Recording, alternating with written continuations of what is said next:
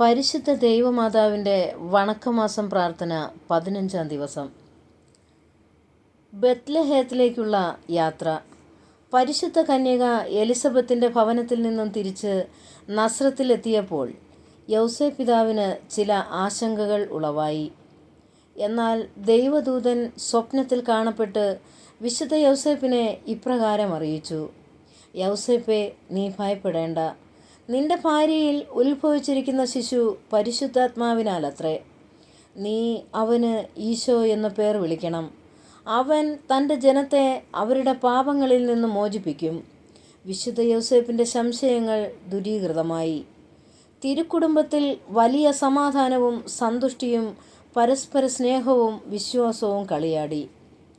തദവസരത്തിൽ റോമാ ചക്രവർത്തി August Caesar അദ്ദേഹത്തിൻ്റെ പ്രജകളുടെ സെൻസസ് എടുക്കുവാൻ കൽപ്പന പ്രഖ്യാപിച്ചു.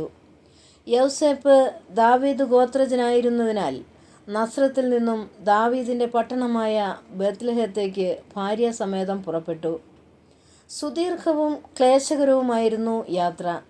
എങ്കിലും ലൗകികാധികാരികളുടെ കൽപ്പനയിൽ ദൈവഹിതം ദർശിച്ചുകൊണ്ട് മേരിയും വിശുദ്ധ യൗസേപ്പും ബെത്ലഹേത്തിലേക്ക് പോയി. പരിശുദ്ധ കന്യക പൂർണ്ണ ഗർഭിണിയായിരുന്നതിനാൽ വേണമെങ്കിൽ ബെത്ലഹേത്തിലേക്ക് പോകുന്നതിൽ നിന്നും ഒഴിവ് ലഭിക്കുമായിരുന്നു. എന്നാൽ പരിശുദ്ധ കന്യകയും ദൈവഹിതത്തോടുള്ള പരിപൂർണമായ വിശ്വസ്തത പ്രകടിപ്പിക്കുകയാണ്. നൂറ്റാണ്ടുകൾക്ക് മുമ്പ് മിക്കയാസ് പ്രവാചകൻ വഴി ദൈവം ഇപ്രകാരം അരുളി ചെയ്തിരുന്നു: ബെത്ലഹേമേ, നീ യൂദായുടെ രാജാക്കളിൽ ഒട്ടും ചെറുതല്ല. എന്തെന്നാൽ നിന്നിൽ നിന്ന് പിറക്കുന്നവൻ എൻ്റെ ജനമായ ഇസ്രായേലിനെ മേയ്ക്കും. ഇപ്രകാരമുള്ള പ്രവാചക സൂക്തം സ്വാർത്ഥകമാകുവാനാണ് റോമൻ സാമ്രാട്ട് വഴി ദൈവം ലോകത്തെ ഇളക്കിമറിച്ചത്. വിശുദ്ധ യൗസേപ്പും പരിശുദ്ധ കന്യകാമറിയവും യാത്രാക്ലേശത്തിൽ പരിക്ഷീണരായി വിശ്രമത്തിന് പരിചിതരുടെയും ബന്ധുക്കളുടെയും വീടുകളിൽ അഭയമന്വേഷിച്ചു. പക്ഷേ അവർ അവിടെ സ്ഥലമില്ല എന്ന് പല്ലവിയാണ് ശ്രവിച്ചത്. അവസാനം അവർ വഴിയമ്പലങ്ങളുടെ വാതിലുകൾ മുട്ടി. അവിടെയും വിടുതി ലഭിക്കാതിരുന്നതിനാൽ ഭഗ്നാശരായി കഥനഭാരത്തോടുകൂടി സമീപസ്ഥമായ ഒരു ഗുഹയിൽ അഭയം തേടി. അത് രാത്രികാലങ്ങളിൽ ആടുമാടുകളുടെ സങ്കേതമായിരുന്നു. വിശുദ്ധ യൗസേപ്പിനും പരിശുദ്ധ കന്യകയ്ക്കും അത് എത്ര മർമ്മഭേദകമായിരുന്നു. ദൈവം അവിടുത്തെ ദിവ്യകുമാരൻ്റെ ആഗമനത്തിന് ലോകത്തെ അനേക സഹസ്രാബ്ദങ്ങൾ ഒരുക്കിയിട്ടും അവിടുന്ന് ലോകത്തിൽ അവതീർണനായപ്പോൾ അവിടുത്തേക്ക് വന്നു പിറക്കുവാൻ സ്ഥലമില്ല എന്നുള്ള വസ്തുതയാണ് നാം കാണുന്നത്. ഇത് ദിവ്യജനനിക്ക് എത്ര വേദനാജനകമായിരുന്നു. ഇന്നത്തെ ലോകത്തിലും മതങ്ങളുടെ സാമൂഹ്യ, സാമ്പത്തിക, സാംസ്കാരിക, വിദ്യാഭ്യാസ, രാഷ്ട്രീയ മണ്ഡലങ്ങളിൽ നിന്നും ക്രിസ്തുവിനെ ബഹിഷ്കരിച്ച് ക്രിസ്തുവില്ലാത്ത ഒരു വ്യവസ്ഥിതി കെട്ടിപ്പടുക്കുവാൻ പരിശ്രമിക്കുകയാണ്. അതിനാൽ പരിശുദ്ധ കന്യകയിലൂടെ ക്രിസ്തുവിനെ വീണ്ടും പ്രസ്തുത രംഗങ്ങളിലെല്ലാം പ്രതിഷ്ഠിക്കുവാൻ നമുക്ക് പരിശ്രമിക്കാം. ക്രിസ്തുവിൻ്റെ ആദ്യത്തെ ആഗമനത്തിന് മേരി കളമൊരുക്കി. സംഭവം: അമലോത്ഭവനാഥയുടെ തീർത്ഥകേന്ദ്രമായ ലൂർദിൽ ദൈവജനനി നിരവധി അത്ഭുതങ്ങൾ പ്രവർത്തിക്കുന്നതായി ലൂയിസ് ബോയോ എന്ന മനുഷ്യൻ കേട്ടു. ഖനി ജോലിക്കാരനായ അയാളുടെ കണ്ണുകൾ 20 വർഷം മുമ്പ് ഒരു അപകടം മൂലം പ്രവർത്തനരഹിതമായതാണ്. ഗ്രോട്ടായിൽ പ്രത്യക്ഷപ്പെട്ടത് ദൈവജനനി ആയിരിക്കണം.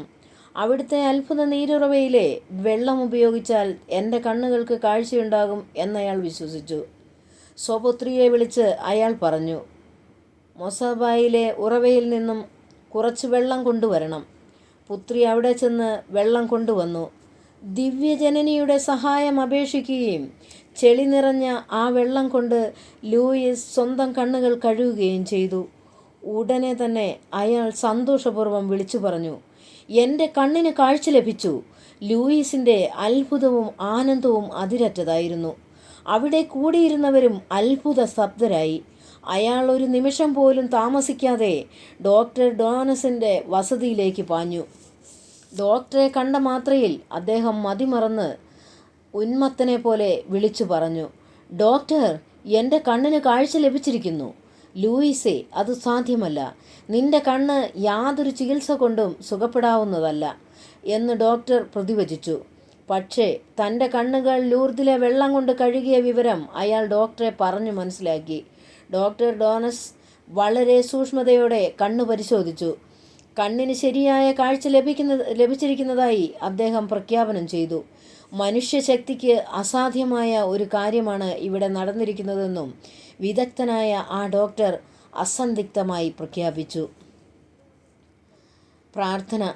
പരിശുദ്ധ കന്യകയെ, അങ്ങേ വിരക്ത ഭർത്താവായ യൗസേപ്പിനോടുകൂടി ബെത്ലഹേത്ത് ചെന്ന് വാസസ്ഥലം അന്വേഷിച്ചിട്ട് ലഭിക്കാതിരുന്നതിനാൽ വളരെയധികം ക്ലേശങ്ങൾ സഹിച്ചുവല്ലോ. എങ്കിലും അവിടുന്ന് ദൈവ തിരുമനസ്സിന് വിധേയമായി അവയെല്ലാം സന്തോഷപൂർവ്വം സഹിച്ചു.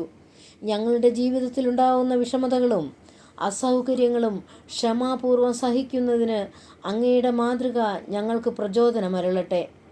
ആധുനിക ലോകം അവിടുത്തെ തിരുക്കുമാരനെ ജീവിതത്തിൻ്റെ വിവിധ മണ്ഡലങ്ങളിൽ നിന്ന് ബഹിഷ്കരിച്ചുവല്ലോ. പ്രസ്തുത രംഗങ്ങളിലെല്ലാം അങ്ങേ തിരുക്കുമാരന് പ്രവേശനം നൽകുവാൻ അങ്ങ് ഞങ്ങളെ പ്രാപ്തരാക്കണമേ. പ്രത്യേകമായി ഞങ്ങളുടെ ഹൃദയത്തിൽ അവിടുത്തെ ഞങ്ങൾ രാജാവായി അഭിഷേകം ചെയ്യട്ടെ.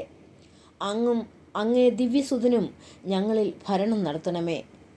എത്രയും ദയുള്ള മാതാവേ, നിന്റെ സങ്കേതത്തിൽ ഓടി വന്ന് നിന്റെ മധ്യസ്ഥം അപേക്ഷിച്ചവരിൽ ഒരുവനെയും നീ ഉപേക്ഷിച്ചതായി കേട്ടിട്ടില്ല എന്ന് നീ ഓർക്കണമേ.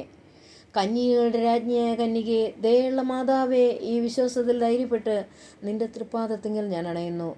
വിലപിച്ച് കണ്ണുനീർ ചിന്തി പാപിയായി ഞാൻ നിന്റെ ദയാധിക്യത്തെ കാത്തുകൊണ്ട് നിൽക്കുന്നു. അവതരിച്ച വചനത്തിൽ മാതാവേ, ഞങ്ങളുടെ അപേക്ഷകൾ ഉപേക്ഷിക്കാതെ ദയാപൂർവം കേട്ടറിയണമേ. ആമേൻ.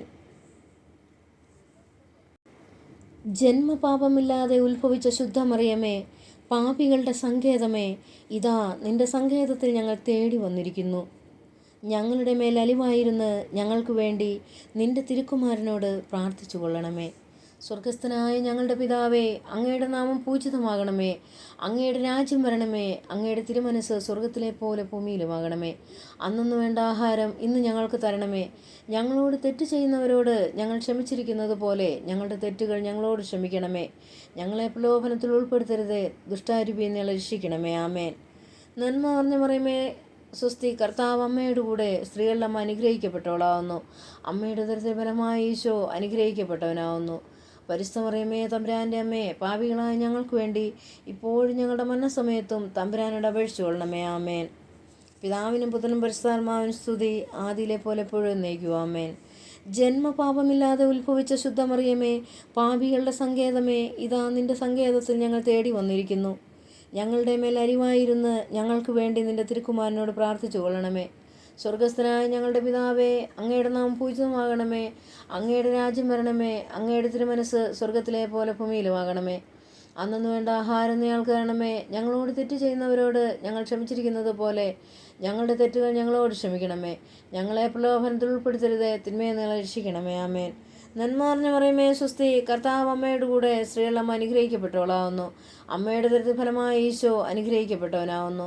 പരിശുദ്ധ മറിയമേ, തമ്പുരാൻ്റെ അമ്മേ, പാപികളായ ഞങ്ങൾക്ക് വേണ്ടി ഇപ്പോഴും ഞങ്ങളുടെ മരണസമയത്തും തമ്പുരാനോട് അപേക്ഷിച്ചു കൊള്ളണമേ. ആമേൻ. പിതാവിനും പുത്രനും പരിശുദ്ധാത്മാവിനും സ്തുതി, ആദിയിലെ പോലെ എപ്പോഴും എന്നേക്കും. ആമേൻ. ജന്മപാപമില്ലാതെ ഉത്ഭവിച്ച ശുദ്ധമറിയമേ, പാപികളുടെ സങ്കേതമേ, ഇതാ നിന്റെ സങ്കേതത്തിൽ ഞങ്ങൾ തേടി വന്നിരിക്കുന്നു. ഞങ്ങളുടെ മേലരിവായിരുന്ന് ഞങ്ങൾക്ക് വേണ്ടി നിന്റെ തിരുക്കുമാരനോട് പ്രാർത്ഥിച്ചു കൊള്ളണമേ. സ്വർഗസ്ഥനായ ഞങ്ങളുടെ പിതാവേ, അങ്ങയുടെ നാമം പൂജിതമാകണമേ. അങ്ങയുടെ രാജ്യം വരണമേ. അങ്ങയുടെ തിരുമനസ് സ്വർഗത്തിലെ പോലെ ഭൂമിയിലുമാകണമേ. അന്നന്ന് വേണ്ട ആഹാരം ഇന്ന് ഞങ്ങൾക്ക് തരണമേ. ഞങ്ങളോട് തെറ്റ് ചെയ്യുന്നവരോട് ഞങ്ങൾ ക്ഷമിച്ചിരിക്കുന്നത് പോലെ ഞങ്ങളുടെ തെറ്റുകൾ ഞങ്ങളോട് ക്ഷമിക്കണമേ. ഞങ്ങളെ പ്രലോഭനത്തിൽ ഉൾപ്പെടുത്തരുതേ, തിന്മയെ ഞങ്ങളെ രക്ഷിക്കണമേ. ആമേൻ. നന്മ നിറഞ്ഞ മറിയമേ, സ്വസ്തി, കർത്താവ് അമ്മയുടെ കൂടെ സ്ത്രീകളമ്മ അനുഗ്രഹിക്കപ്പെട്ടവളാവുന്നു. അമ്മയുടെ ഉദരത്തിൻ ഫലമായി ഈശോ അനുഗ്രഹിക്കപ്പെട്ടവനാവുന്നു. പരിശുദ്ധ മറിയമേ, തമ്പുരാൻ്റെ അമ്മേ, പാപികളായ ഞങ്ങൾക്ക് വേണ്ടി ഇപ്പോഴും ഞങ്ങളുടെ മരണസമയത്തും തമ്പുരാനോട് അപേക്ഷിച്ചു കൊള്ളണമേ. ആമേൻ. പിതാവിനും പുത്രനും പരിശുദ്ധാത്മാവിനും സ്തുതി, ആദിയിലെ പോലെ എപ്പോഴും എന്നേക്കും. ആമേൻ. സുഹൃത ജപം. സ്വർഗരാജ്ഞി, ഞങ്ങളെ സ്വർഗീയ ഭാഗ്യത്തിന് അർഹരാക്കണമേ. സ്വർഗരാജ്ഞി, ഞങ്ങളെ സ്വർഗീയ ഭാഗ്യത്തിന് അർഹമാക്കണമേ. സ്വർഗരാജ്ഞി, ഞങ്ങളെ സ്വർഗീയ ഭാഗ്യത്തിന് അർഹരാക്കണമേ.